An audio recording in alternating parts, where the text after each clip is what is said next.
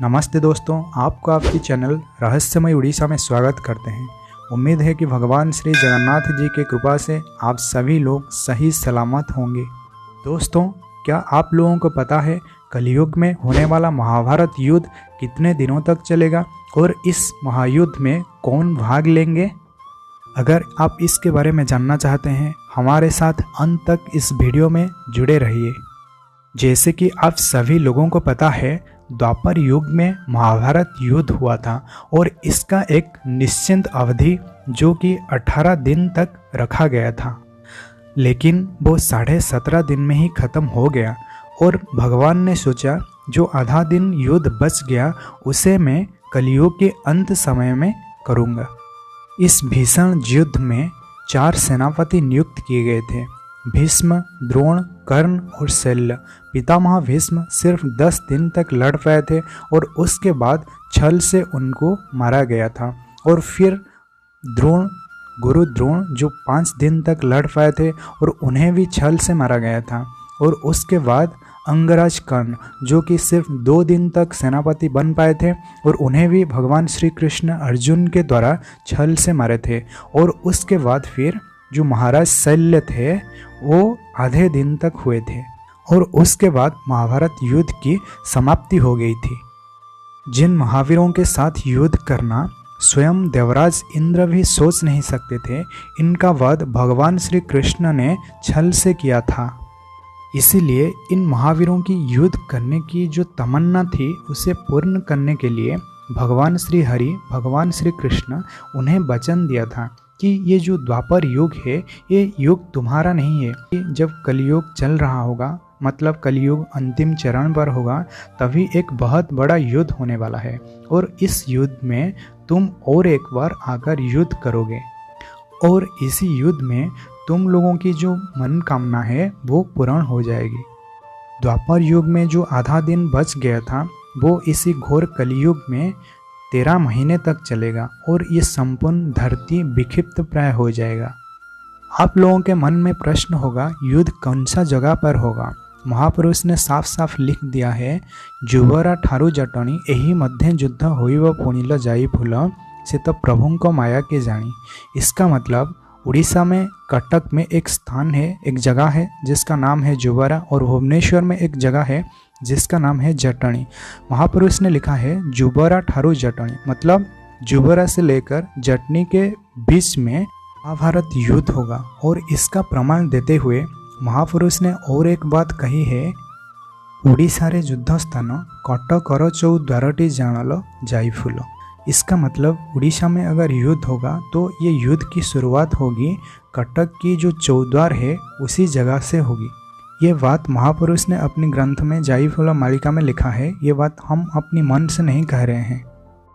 महापुरुष अपनी ग्रंथ में और एक चीज़ लिखी है, जार जात सुत पांडव अंकनाथ तावा में कंकड़ा रख चतुर्थ समर आरंभ होइब रुषिया हेब विमुख।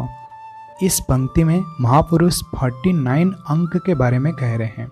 आप में से बहुत सारे लोग कन्फ्यूजन में पड़ जाते हैं अंक और मसीहा के बारे में। देखिए, अंक और मसीहा ये दोनों ही अलग है। 49 अंक और 2049 ये दोनों ही कंप्लीट ही अलग है।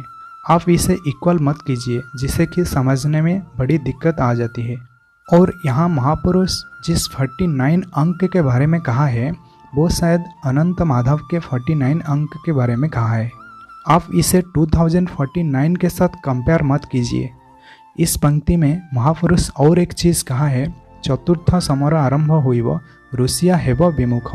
आप में से सभी लोगों को पता होगा कि आने वाला जो युद्ध होगा उसे थर्ड वर्ल्ड वॉर कहा जाएगा, लेकिन यहाँ महापुरुष ने लिखा है चतुर्थ महासमर।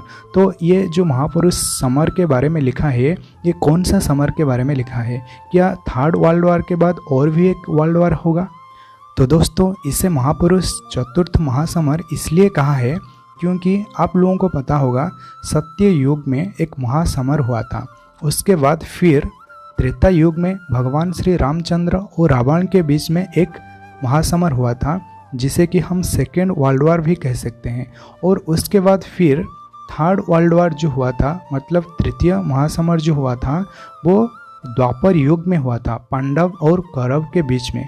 और जो कलियुग के अंत में होगा वो चतुर्थ महासमर होगा। भारत और उसके शत्रु राष्ट्र के साथ जो युद्ध होगा वो चतुर्थ महासमर के नाम में यहाँ महापुरुष ने लिखा है। और इसी चतुर्थ महासमर का भयावह प्रकोप इतना रहेगा, रूसिया जो भारत का एक मित्र राष्ट्र है वो भी विमुख होगा, मतलब वो मजबूर में भारत को छोड़ देगा। वो चाहकर भी भारत का मदद नहीं कर सकेगा, क्योंकि जब एक साथ 13 मुस्लिम कंट्री और उसके साथ चाइना होगा, ये सारे मुस्लिम कंट्री जब भारत पर अटैक करेंगे तभी आप ये सोच सकते हैं कि ये जो युद्ध होगा वो कितना भयावह हो सकता है। अब ये प्रश्न रहा कि युद्ध कौन सा साल में होगा। हम यहाँ अंक के बारे में नहीं कह रहे हैं, हमें जितना लग रहा है और मालिका के बेसिस पर, मालिका को आधार में लेकर 2024 से लेकर 2027 के बीच में युद्ध का प्रारंभ हो सकता है, जितना हमें लगता है। क्योंकि आप सभी लोगों को पता है, ये बात आप सभी लोगों को पता है, इसी के बीच में 2024 से लेकर 2027 के बीच में शनि मीन राशि में प्रवेश करेंगे। और ये जो घटना है ये समस्त विश्व के लिए एक अवसूचक अंक है।